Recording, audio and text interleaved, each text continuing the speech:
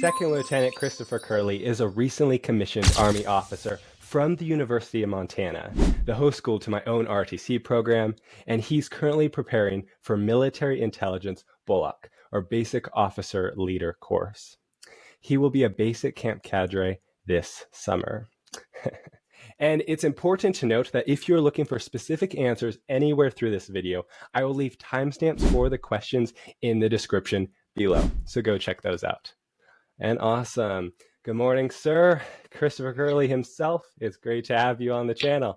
Thanks for coming. Hi. I'm glad to be here. Learning with Landon is definitely one of my, when it comes up on my feed, I get a little bit of joy to see all the good advice coming from it. And I love what you do. I think it's amazing. And I wish there were more channels like it. And yours is really unique. So it's good to see that.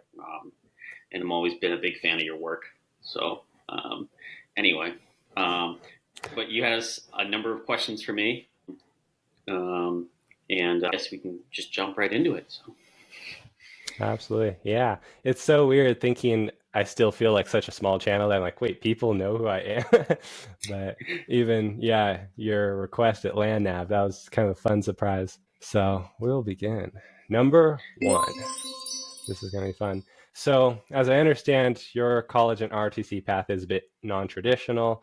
You have prior service. And so if you wouldn't mind just talking a little about that, what made you go back to college through ROTC, especially if, say, it was paid for through the GI Bill? Kind of curious about that.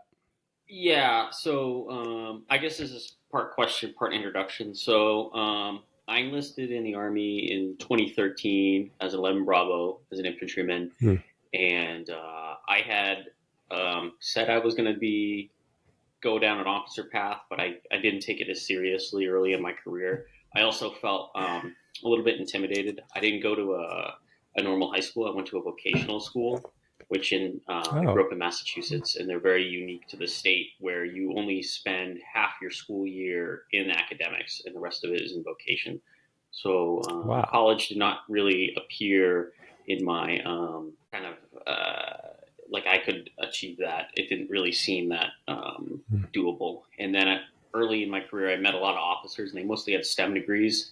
And we'll kind of come back to that. So I met a platoon leader who was in Ranger Regiment, and I had told him that I want to be an officer. And he said, well, he sort of availed me to a number of options that existed, because you'll see enlisted soldiers apply to the Green to Gold program or apply to OCS. Both are good routes, but I took kind of a third alternative option that isn't really as much. And he sort of, his name was Lieutenant Hester. He's now Captain Hester.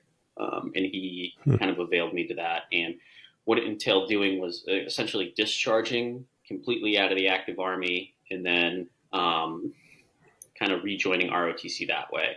And it has a couple of advantages, because I joined the National Guard as well. So once I got accepted to UN, I joined the Montana National Guard in that state. And the advantages of that was I was able to accrue drill points as before I was a contracted cadet. I could keep accruing drills as a staff sergeant at the time. And then I could pay, and also there's medical and dental. And if there's any like prior service and you think that you're sort of going to go off on a limb without healthcare, that's not the case. I had great experience. That's good to know. Tri-Care Reserve and the dental, and I never had any kind of like major issues with that. Although you're in the National Guard, so that kind of has a cost. You're going to have to go to drill, so you have to take that for what it is and balance your school. But cadets do it all the time. There's nothing particularly extravagant about that. And normal soldiers go to college and even law school and medical school when they're still in the National Guard. So even like high tier individuals. Yeah. So for payment, I just use my post 9/11 GI Bill, which if you discharge out of the armed services in an honorable manner, which is 95%, 99% of service members, then that's how I pay for school. And then I didn't have a scholarship, and I worked very closely with the recruiting officer to sort of match up time scales and what ROTC would look like for me. So there's some key advantages not doing green to gold and just doing what I did, with a discharge, because the advantages is that if you sort of have a degree field that you just want to, you sort of start going to school and you're like, I kind of want to work in IT, or I kind of want to go to law school. You can just, commission into the Guard, for instance, and you can stay in that area or the reserves and get that to kind of accommodate it.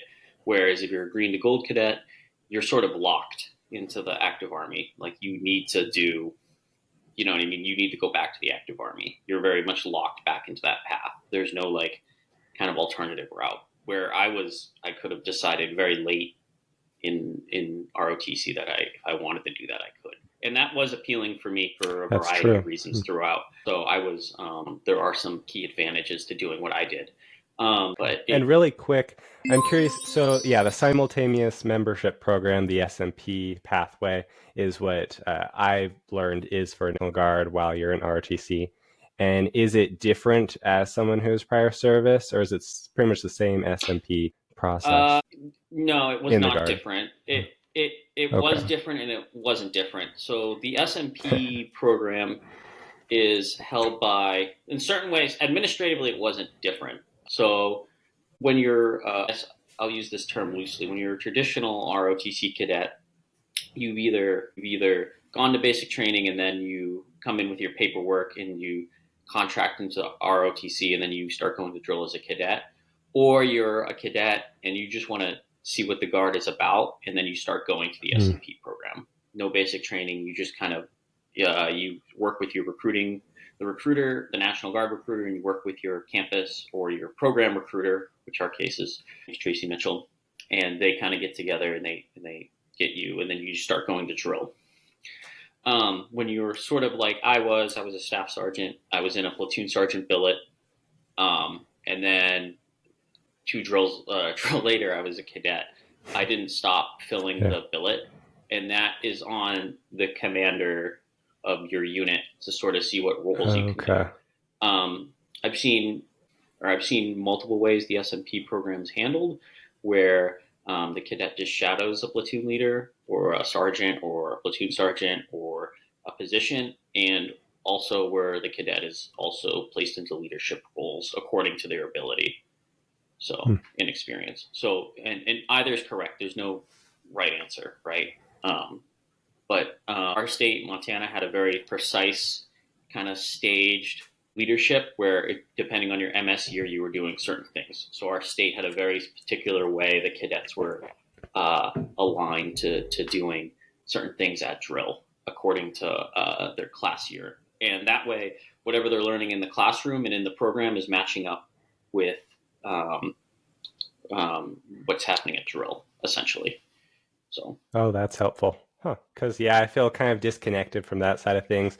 When I was pursuing the National Guard more seriously for the AMED process, I was considering doing like Tug did when he ended up becoming SMP his junior or senior year, which is kind of a surprise thing that they allowed that. But you're right. There's kind of options throughout college. And so for anyone, who might be listening to this. Yeah, in the SMP process or the SMP program, there is a time commitment. You're going to have to go to drill. It's expected. Although drill, an ROTC event will take priority. You might have like our FTXs.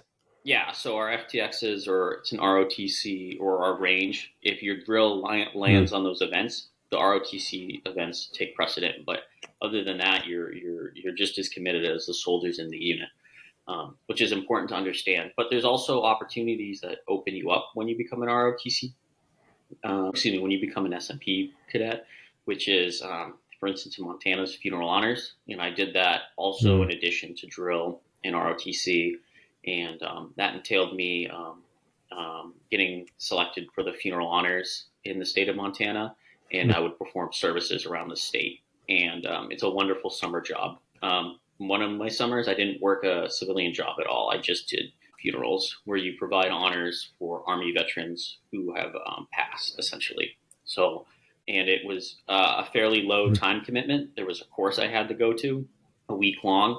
And then what would occur is when you're an M-Day, which is just a normal National Guard's guard soldier where you just go to drill.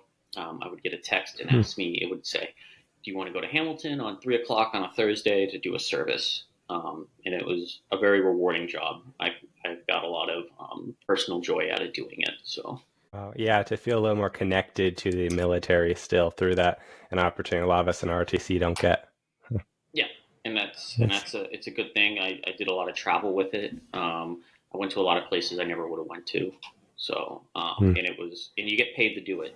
And I know sometimes, so it's not just an emotional for the experience. Yeah. Yes, and you're learning a relevant skill that could come in handy later. So don't think it's unique or just this one-time thing. Yeah, that's good.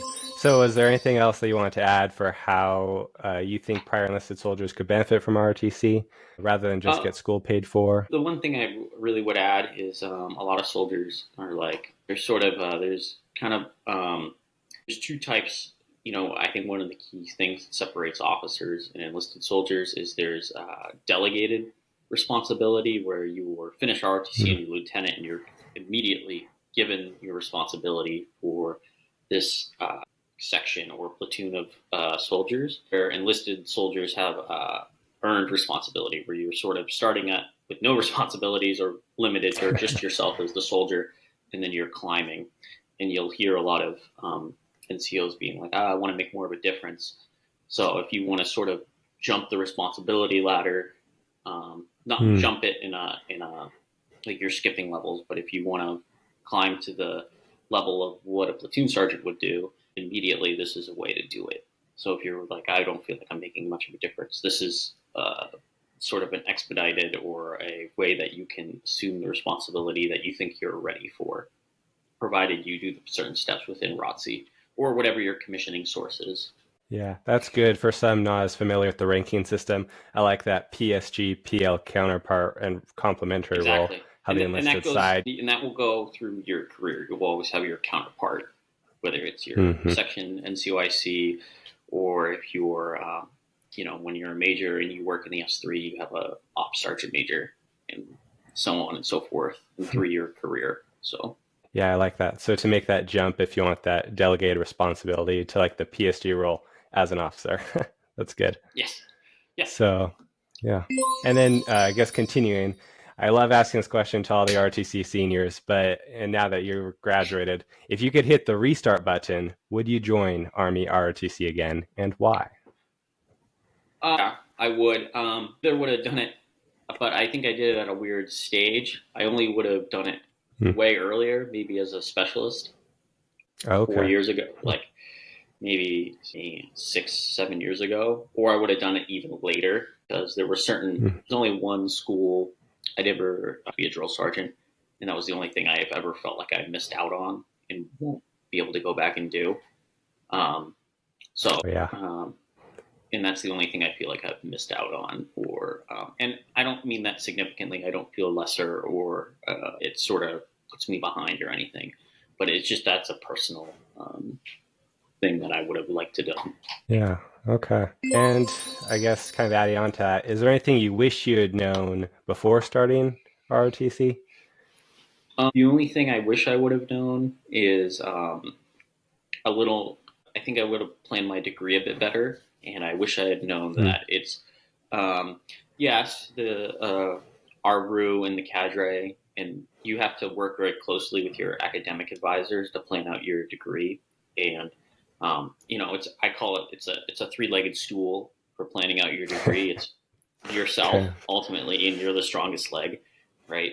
Cadre, and particularly the academic advisor, because the cadre are not all the cadre are familiar. Yes, the cadre who are officers have degrees and have planned a degree, but your enlisted cadre, there's a good chance they haven't, and they cannot. And if you need to know you need a certain class at this certain time, and it's going to interfere, that's something that you need to sort of figure out, brainstorm ways that you can get that class next semester, or do it over the summer, or whatever road you need to take.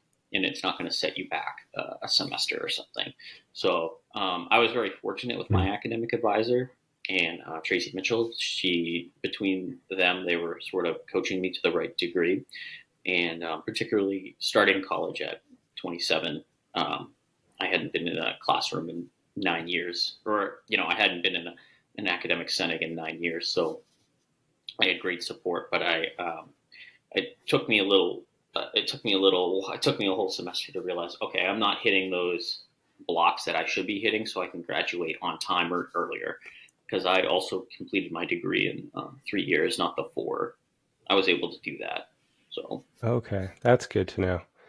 And I know for my National Scholarship Portal, it kind of restricted me to the STEM fields, or nursing was its own kind of separate scholarship. But I know some of my peers are scholarshiped in like sociology major, biology. I guess biology is still STEM, and then a few others. So you were, correct me if I'm wrong, a history major, and then not yes, scholarshiped, but yeah. I guess I could. okay. I guess yeah. I was gonna save this for number 5, Yeah, but I can talk sounds about good. because number 5, I'll say you don't need a STEM major. I'll basically say, and I have some points on that. So, what Cool. question we And a have? little Sorry. side note, we have these, schedules 104Rs, and they're really helpful for planning out your 4 years. In theory, they should be kind of set in stone, but practically mine seems to change every year, whatnot, as classes change, and it depends on the institution. I know where I go, Carroll, we have a very limited amount of faculty and classes that are offered each semester, and so it's a little more transitional and it's not quite set in stone. But maybe U of M was a better story. So I changed my degree. Uh, I started as a history major, and then, as I was talking about earlier, um, I had sort of ideas that I wanted to be in the Guard and be a school teacher and teach high school. Oh, Um, okay. I eventually decided through a variety of factors that wasn't what I wanted to do. So, and it worked out because I stayed in that ed path for a little while. I knocked out a lot of political science credits, and I was able to get a political science minor without an egregious amount of work, extra work. So that was something I did. And UM's a bigger school, and it did have some flexibility. And history was particularly flexible, and it's a very flexible degree. Nice. I don't have a speciality, but there was paths to do that in East Asian or European studies, where you could have a speciality.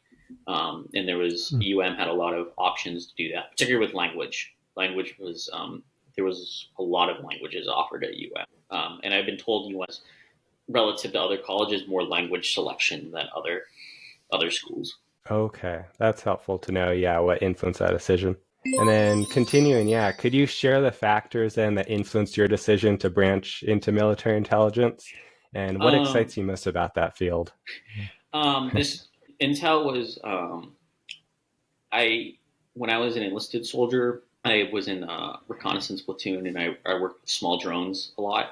And in Ooh. Intel, you get information from what's called collectors, particularly on the tactical side, like in a normal at arms unit. And your collectors are the what's getting information. So to quote one of my battalion commanders, Lieutenant Colonel Ryan, he said, and it's very true, every soldier is a sensor. Every soldier sees things and reports things, right? So that's a collector. So both units, scouts, reconnaissance, both from on a larger level like brigade and then battalion scouts, small or shadows within BCTs, so drones, electronic collectors, human collectors, information from the civilian population. And being a former reconnaissance soldier, I was very interested in I'd done a lot of the collecting. I served for 6 months as a sniper. I had been a big collector. I had been the collector, and I was very interested where the information goes and then is consumed and turned into intelligence, essentially, which drives the mission as one of the 6 warfighting functions. Intel is a whole warfighting function. So I had done a lot of the maneuver. I was very interested in the intelligence side. So I had been a collector of information. Now I wanted to know, or I had an idea of what happens to the information, but not specifics. And that's what drove me to that in particular. But what excites me most about the branch is how influential your impact can be. It can be outsized. There was also a certain number of books that I had read. There's one book in particular that I had read, which one of its main characters is an intel officer, Red Storm Rising, which I would suggest. It's a Tom Clancy book, and it's his only standalone book that's not in his series, and it can outline a lot of the impacts intel can have and how it drives it. It's a little dated. It's set in the 80s, but I believe 70% of what is in there is still very, very relevant in the way that they sort of come to decision-making abilities. Okay, that's really cool. Yes. So that was a big influence. So Red Storm Rising? Red Storm Rising, Tom Clancy. I think it was add that to the list. Yes, add it to the list. It's very dense. If you download the audio version, I've done the audio version almost 3 times. It's like a 30-hour book. It's not a not a sit down and read once. No, they're not thin, but they are very entertaining. You don't need to be. It's just dense enough where you're consuming the information and you're consuming his learning points, but it's also entertaining enough. And so there's action and there's also mental stimulation throughout. So a big recommendation on my part. Yeah, so that's really cool. Seeing like what's the next step in that collecting of information now, the using of it, and to that higher echelon of intelligence. That's epic. Yeah, that's cool. So then, I guess moving on to more specific advice is what specific advice do you have for cadets who are considering competitive branches like military intelligence? As I know, branch detailing is something I know we have a cadet pursuing because it's just such a competitive focus to branch into. Some people do that path. There's one, we have a cadet. Well, I'll talk about like the main tenets, and then I'll jump into some of the ways you can branch detailing, and then also joining the National Guard or the Army Reserve. But as far as like branching, through your interviews, you need to. There's one way in specifically. You need to follow what the branch puts out on the BBO. You need to look at that and say, if GPA is at the top, that's what I need to focus the most on, and then in that successive order, right? Key to that is you don't need to have ROTC leans STEM heavy, and I think the military as a whole, West Point, you don't need to have the hardest degree, and the branches truly do not care about your degree. They care about your GPA and your performance within your discipline and how you master your discipline. And the way they translate that is in GPA. So that's something, the first one. Within that though, like you need to master what the branch wants, but you need to understand you're not going to be able to check all the blocks. You can't do every single extracurricular.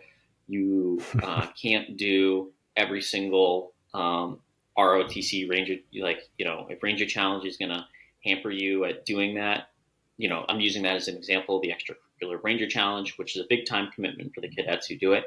You need to make a kind of a very calculated decision. Is this going to help or hurt me? You need to focus on what the branch wants and what they're looking for. I know infantry has since infantry has a slide part in it that says we like people who do extreme sports, right? But if bungee jumping and skydiving isn't your thing, then is that going to be, and is that the most helpful thing, right? Those seem to be kind of, those don't need that. Are you fearless? Like that's kind of what's getting at the heart of it, I guess. Yeah. And that's kind of what kind of focused on is what's the biggest thing? How can I be the best at it? And then, everything else is supplemental. SMP is supplemental. I want to be but I still have responsibilities there. Trying to sort of position yourself in the best way, right? So looking at what the branch wants early and saying, how do I position myself? Often cadets who want to be in combat arms, I think branch detail is actually a wonderful way to get into the combat arms, because if you branch detail, if you are branched MI, but you detail infantry, after 4 years, you can stay in infantry. You just ask the branch. Doesn't mean it's going to be approved, but generally, given the environment, that's an option, right? So also alternatively, There's also the reserves and National Guard. Reserve branching is changing, and I can't speak on specifics of that. But in the National Guard, there's also intelligence billets too. And in Montana, for instance, you work very directly with the state officer strength manager to find your position. Montana doesn't have a lot of intel billets, but it has a lot of infantry billets. So if you're in Wyoming, for instance, I'm just using this as an example, where the Wyoming Guard is mostly artillery focused and you want to be infantry, Montana has lots of infantry billets, and you work with that state. There's every program has National Guard liaison, so they can assist you with that process. So you're not just kind of out in the wind, there's always people to help you along the way and get that. So don't think you're kind of out in the wind. But branch detailing is probably the best way because of the way intel is set up. It's like an inverse pyramid where there's not a lot of lieutenants, but as you climb, there's a lot of captains and there's a lot of majors, and it's kind of growing as it goes up. Where infantry is like I'm using it as the example, but it's a backwards pyramid. The normal pyramid. Yeah, the normal period. There's the normal period there. I guess. Inverse normal, right? Where there's a lot of lieutenants, not so many as much captains, right? So branch detailing is probably, I think, if you really want intel, it's probably the best way to get it because one, it's a numbers game, and then two, intel values your experience. So it's very hard to it'd be very hard to make be an intel captain, for instance, in an infantry unit when you have no maneuver experience or limited maneuver experience, or you only have a conceptual understanding. Yeah. But if you've been a PL and an XO and in the S3 of an infantry battalion, and now you're a captain in the S2 billet, you would be able to speak from experience and be able to, you could talk about things that you might not have experience with, particularly terrain. And I use terrain as the best example because if you haven't carried a ruck we've all carried a ruck, but then you sort of understand that the slowest soldier in the formation is the 240 gunner with all his ammunition. And then there's all sorts of factors that go into that. Then you add in a javelin, and then you add in AT4, and then you add in if you have a mortar team, every soldier is going to carry one mortar round, and that weight's going to get sort of added onto, and then you're going to slow down. So, but if you hadn't been an infantry platoon leader, it might be a little hard to kind of think about those imponderables that are that occur. Yeah, I use that as like the case example, is how terrain and weight are not really thought of as the first factor. But those dictate movement speed. Movement speed will dictate how fast you can do something. And is 3 hours in 12 miles, that might be doable with just a ruck, at a school or at our ROTC programs. But once you sort of start tacking on things like weight, is that a realistic expectation now? And then also the enemy has to deal with the same factors, right? They have to carry the same like equipment and weight. So we're kind of going down a rabbit hole with that, but I'm using that as a kind of my case for branch detail, is that there's all kinds of imponderables that if you haven't done that type of stuff or have some kind of experience with it, it might be the best branch detail because you're going to be a much more well-rounded soldier or much more rounded intel officer, right? And yeah, it's really beneficial. And I think a lot of media portrays the high ups really disconnected from the boots on the ground. And I think branch detail really fills in that gap. Yeah. And that's why, and at the end of the day, on a intellectual level that exists, right? That's why it exists, is because we wouldn't be a dynamic force if we hadn't subjected certain leaders to the same kind of hardships. Now, I branched MI directly, no branch detail, and I was able to do that. And I had experience, and plenty of lieutenants don't. They get it straight up, right out of the gate. But it is competitive, and they do not. Intel branch tells you that. So another way that if you're really sort of considering intel is when you're there at CST, or even West Point has branch week, right? And even OCS has a branch week, right? You need to go talk to the rep from that branch and be like, hey, what do I need to put in my interviews? And what are you looking for? And you're going to get a face-to-face with that person, and there's going to be a lot of people there. So you sort of need to war game that interaction with that officer there at the branching booth at CST and say, hey, what do I need to do? And you need to be specific and be able to take that information and then digest it quickly and then put it into your interviews, which you're going to do this summer. The interviews, though, one thing that's kind of lost is you should work with the other cadets to prepare yourself for the interviews. So I wasn't interested in, for instance, armor. I was not interested in branching armor because it just didn't suit what I wanted to do. Cool. So working with the other cadets is a key thing that's kind of lost. So I wasn't interested in armor, for instance, but one of the other cadets who was branching it was very interested in armor. So one thing I did is I went first in the interview and told him the questions, essentially. And I still did my due diligence in the interview. I didn't goof off in the interview, but that's kind of like the heads up. And it's like, hey, for instance, the hardest interview I thought last year was the AG interview, because they only had one on their video questions. You only had one reset. So you could do a practice and then you had to go right into it. And then they also had timed written interviews because they're also a small branch and they're kind of in the same guise as MI. They're competitive, at least on a numbers basis, and they only need so many lieutenants. So they had I thought, the hardest interview because of its time constraints. MI was very similar, but right. Oh, that's good to know. And then, going into how those interviews really help, get you to choose your top branch. What would you say is the most important quality for a successful ROTC cadet throughout their time in the program? And how can someone develop that quality during their time in college? Be a sponge. That's kind of my thing. I sort of I came in with and the sponge mentality is very like, I think it actually is a little more important for prior service cadets, because your prior service cadet, you've been in for some kind of, and when I say prior service, I don't mean just basic training. If you've done basic training, went to AIT, came into an operational unit and served some sort of amount of time in that operational unit, albeit a year, 2 years, 3 years, that's what I mean by prior service, right? I want to kind of tighten that definition a bit first.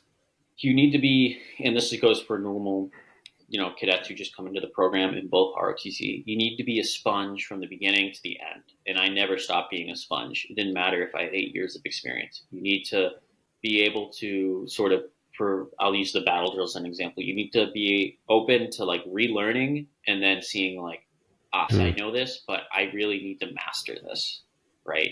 And you need to like just master the basics, and the basics that are going to get you good results. And when we get into CST, I can talk about that a little more in depth, but you need to be a sponge and be always like learning.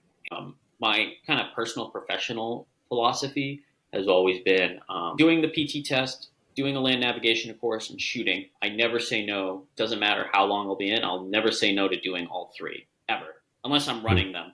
That's a little different. But I will never say no to doing them at any opportunity, because those are three kind of legs. Those are three kind of legs that you should be gauging yourself on. And if you're if you're sort of getting rusty, right? And particularly the perishable skills that we should keep perishable skills. Right. Yeah. So I could, in theory, I haven't been on a range in X amount of time. Have I gotten worse at this? And can I still do it at the same level? Right. And you should always be sort of re-challenging yourself in those three. Now, there's also other ones that I've learned, and those were my three legs maybe when I was a specialist. The fourth one is counseling. Can you still sort of counsel effectively, and are you still doing that effectively? And another one is sort of like professional knowledge, right? One article, one thing I did when I was a staff sergeant is I would read one infantry magazine article a month. It didn't matter the topic. It's a professional development, right? So maybe that's a fifth leg, right? Is professional knowledge. You should be still reading. There is no end to the learning ever. Will never end. And how that translates to ROTC and cadet land is every class you should be reevaluating yourself and learning again. In every everywhere you can sort of kind of gauge where you're at skill wise, you need to gauge it, and you need to gauge it honestly, right?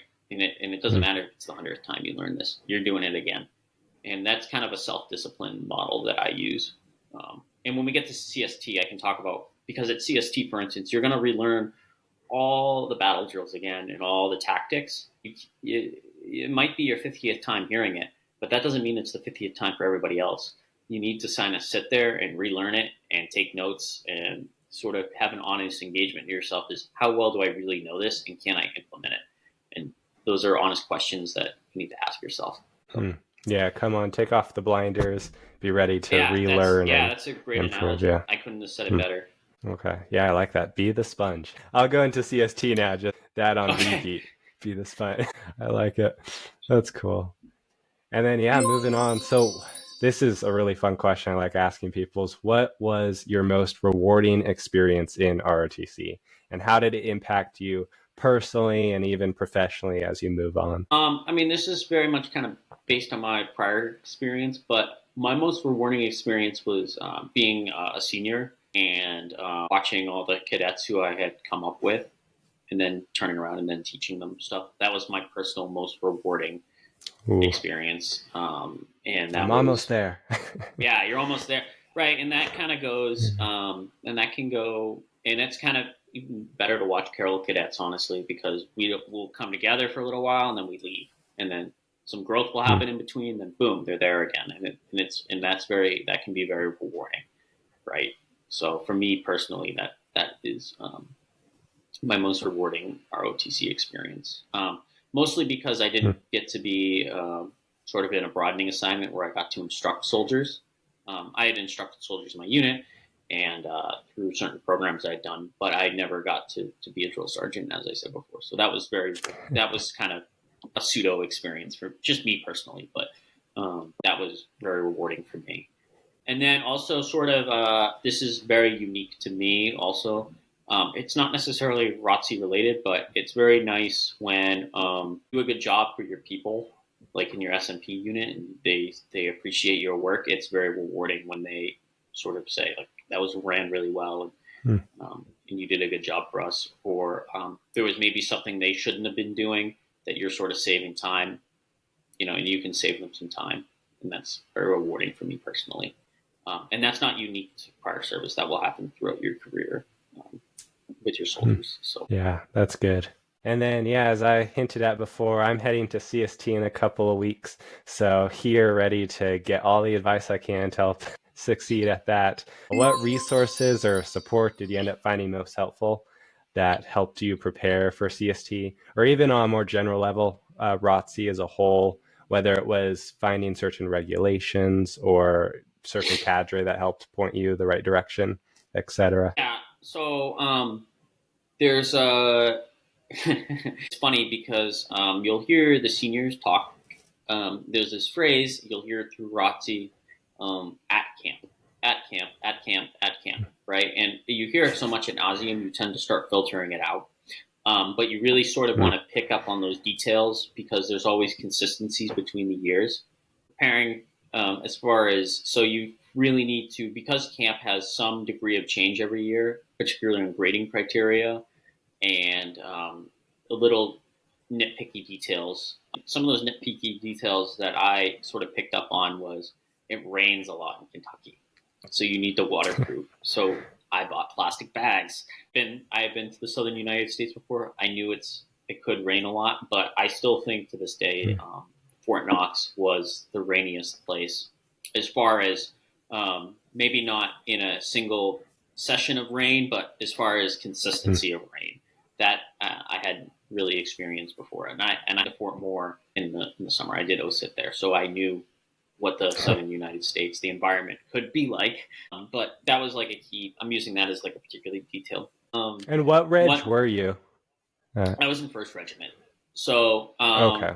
So early spring, yeah, the advantage of 1st regiments is you're done first, but also there's a lot of kinks in the environment in the organization, and that's okay, and that's actually a good thing because it actually speaks a lot to the Army's strength that all these cadre can come together from all across the country and execute with very little hiccups overall. Because it's all of our cadre for my platoon, for instance, came from literally all over the country. From Ohio, one from Montana, one Wow. from Illinois. So you can imagine that's quite the, and then one from Florida. That's quite the group of individuals you can come together and execute with very little hiccups, because I think CST is actually a very well-run training event overall. So it speaks a lot that you can do that with little hiccup. It speaks a lot to the strength of the Army. So in prep, though, for CST, like, you really need to pick up on the details that the seniors talk about. That's one. And you need to probably, you have a cadre member who's been there before. You need to ask them questions. And there's no such thing as a dumb question, even if it's even a small detail. Like, should I bring a third pair of boots? You might be thanking yourself later that you did that, you know. So you need to sort of you need to be prepared to ask questions at all times, even though you've heard this phrase at camp, that you feel like you've been there, you know, or at least you've lived it vicariously through the seniors throughout your years. But it helps to sort of keep asking questions. And then you know, I did the packing list. I saw your reel yesterday on Army ROTC. Loved it. And picking up those items, like, I don't think there's anything wrong with spending the extra $40 on stuff. I think it's really worth your time. So yeah, really much else to add. To be prepared that way. That's good. Yeah, I think that's great, because freshman year, just remembering how I didn't know what questions to ask about CST, and I know a few seniors pointed me towards like this one really good article from a cadet who I think got first in his platoon, and he wrote this amazing, he said like 4,500 some words to succeed at CST, and reading that one time through, and now I have the ability to ask questions off that knowledge. So I think, research a little bit and then present questions to your cadre or seniors. That's great. Yeah, and the particulars you can always ask.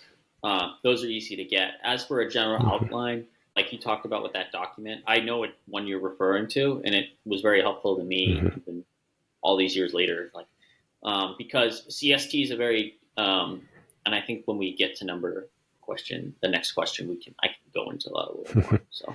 Well, yeah, I mean, no better segue than that into the next question then. So, I'm heading to CST, and so I'm curious if there's anything you wish you knew before attending. So rather than the preparation stage, now we're at CST on the ground. What in that situation do you wish you had known or were given that advice? A couple pieces of advice, and I'm not going to drown on about the basics, because a lot of people, because I've said the at camp phrase, and there's reading and you can ask questions, but there's two things that there's two things that I really noticed. One of the things I've talked about, a lot of people want to compare it to basic training for the enlisted soldiers or people who have done basic training. I don't think they're they're comparable in some ways. You do the same sort of training events and you're in a collective group, but they're not directly comparable, because you're getting evaluated at CST. So you need to bear that in mind. And with that, you need to be the best version of yourself you ever were. So you need to be not necessarily the nicest, because if you're just nice all the time, you need to be the leader, right? But you need to be the best version of yourself that you can be in a leadership position. When it's your time, you need to lead like you never led before, and you need to follow like you never followed before. So when someone tells you to do something as the follower, you just do it. You don't say, "Oh, I'll get to it in a second." No, you just do it. You do it, and you do it fast, and you do it efficiently. You follow like you never followed before, and you lead like you never led before. Because someone's riding on your ability to also get a grade, right? And you need to be prepared to do that. You need to be prepared to execute and do what they said on the same level that you would expect them to. And where that sort of will come full circle is like when it's your time to be the PL on the lane, and they read off the names, and they'll say Connor, Curley, Smith, and me and you look at each other and go, "Oh, Smith," right? We got Smith as the other squad leader. We don't want that. You know what I mean? You want to be, someone wants to say your name, and you want them to be excited that, oh, yes, I got Connor. I don't care if he's the best at this. He's going to do, and he's going to execute. Right. So that's where they're not comparable. Yeah, that's good. You want someone to be like excited that they got you, even as a squad leader or as the platoon or whatever position, right? You want to be them. You want them to be excited because they know you're gonna do. And again, something to talk about is you're not evaluated on your tactical proficiency. You're graded on your ability to lead and your ability to, and that translates into your personality and the version of yourself that you bring to camp. So you need to be like the best version of yourself for it because your grade's riding on it. And I don't mean to stress people out. Human mistakes happen. They happen to me at camp, but you need to come with a great attitude from the beginning to the end. And I really mean the end. So you get on the bus to leave, right? So you need to be prepared to lead like you never led before and follow like you never followed before. And that's very key, right? Little details to that is just volunteer to be the team leader. A lot of people don't want to do that. It's not a graded position.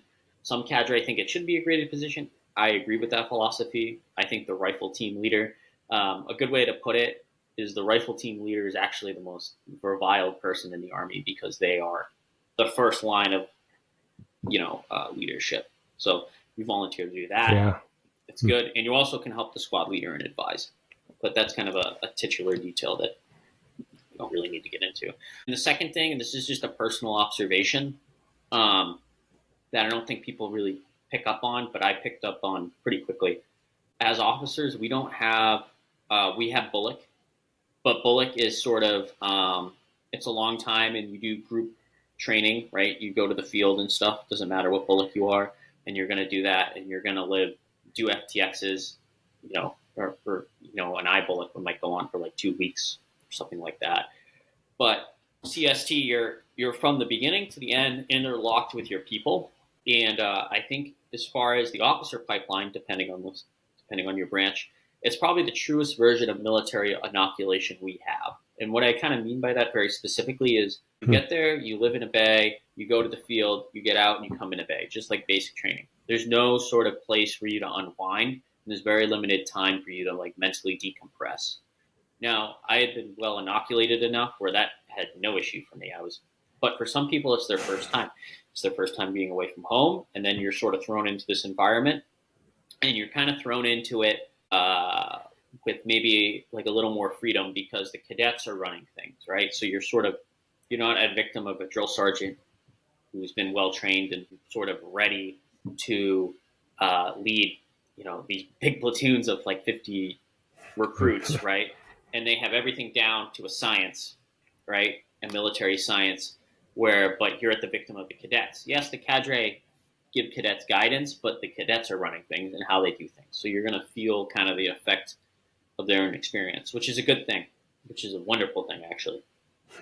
But you're sort of being inoculated. And just to clarify, what are the cadets leading? You're saying at CST or where? At CST. So, every day you have a PL and a platoon sergeant and a squad leader, and they have personalities and they're going to Oh, you mean in that role? Okay, yeah. Yeah. Okay. Yeah, and I mean the day-to-day, right? I mean like the things that actually affect you if you are not in leadership. And if you are in leadership, the cadets are leading that. So you're going to feel like a badly done timeline or a misdone packing list or something like that. So So you have the stressor of being led by people learning to lead, and then you're also being inoculated to an environment with no decompressive mechanism. So yes, in ROTC we go to FTX, but for 4 days, and you kind of know the end is very quickly. But there is the CST. Your end is, yes, you do know your end, and it's only 35 days, but it's a little far.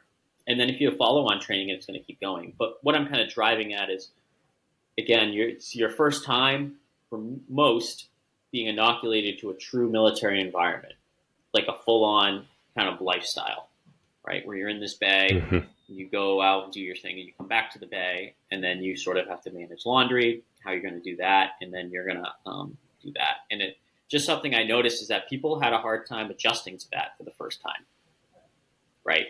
So you need to be, people are like, I can't go back to my apartment and decompress. Like, I can't do that. I just had a bad interaction with someone. I can't just kind of walk, like I'm stuck here. So you need to sort of kind of mentally, I would suggest mentally swallow that before going, that, I'm going to have to kind of deal with this stress, and I'm going to have to find a way that I might not have access to back at home. Does that make sense? Yeah, that's good. Okay. And even trying to And see that in my fellow peers and try to meet them where they're at, try to right, work that through. that's if you recognize that in someone, you need to, and it's really affecting them. You need to like tell them, like, hey, I know like back home you might go home and read, and that's your decompression mechanism, but that doesn't exist here. And we need to find something. And you just need to talk. Sometimes just talking to someone's the best, you know. So I Yeah. definitely recognized it there, and it's a personality game. It's about caring about people. Hmm. I don't really have much That's else a to good add. mindset to prepare for. Okay. And as we're wrapping up, I guess the big open-ended question, kind of what are your future goals and aspirations in the Army as a MI officer? As far as like I want to meet, I only really have two right this second. I hadn't been in the MI branch, so there's a lot of things still need to learn. I need to be the sponge, as I said. I'm ready to do being the sponge. But I right now there's two is I kind of want to be the UAS, the shadow or the UAS platoon leader, the unmanned aerial systems for the brigade I'm going to go to. I want to be that Okay, platoon back leader. to the drone experience you had. Yeah, That's cool. yeah. So I want to do. Yeah, exactly. So the Shadow PL and its replacement because it is forecasted to be replaced. So maybe that will occur by the time I get there. Hopefully it does. The Shadow is an ailing system. It's a good system, but it's ailing. It's just time for a replacement. All equipment has it at the end of life. But its replacement, and I want to do the West Point master's program where I receive a master's degree and then I can be a kind of a professor at West Point or an instructor to some degree of history courses. So I love my discipline, so I nerd out on it a lot. So I want to stay in to some degree to the way I can. So yeah, that's epic. If some people don't believe that history repeats, at least it rhymes. yes, So it's a truism. I try not to say it because it is harped on. Again, it's kind of like the at camp thing where it's harped on so much people don't really take it to heart. Filter it out. It is very real. It is very real. So I'll leave it at that. Well, future West Point professor, I'll have to come visit you sometime when you're there. That'll be awesome. Well, and just to open it up, is there anything else you'd like to tell the audience, anyone here who might be interested going military, going ROTC, any other capacity? You need to accept that you're living a very different life than your peers, and it's a rewarding life. When you look back in the rearview, you'll realize why, and you will know. Even though you just need to make it to the end, right? And not every end is going to be the best or the most rewarding, but I always find some kind of reward in it, some kind of growth experience, and that's what sort of separates people in uniform and out of uniform, in my understanding, because sort of in the United States, where we're sort of prowessed around the individual, this is a true profession where you're sort of positioned around your peers, and it's a profession where we self-discipline ourselves and we live for each other, not necessarily for ourselves, and it's a very rewarding experience. I don't really Thank you, sir. That was great. That was awesome. So thank you again for coming on. If you know my closing statement, the 2-word Latin phrase, would you like to close us out with it? Ad meliora. Towards better things. Let's go. If you enjoyed this discussion with Second Lieutenant Christopher Curley, then I'm sure you're going to like this video, which has other Army ROTC seniors giving amazing advice that I'm sure you do not want to miss out. So I'll see you there.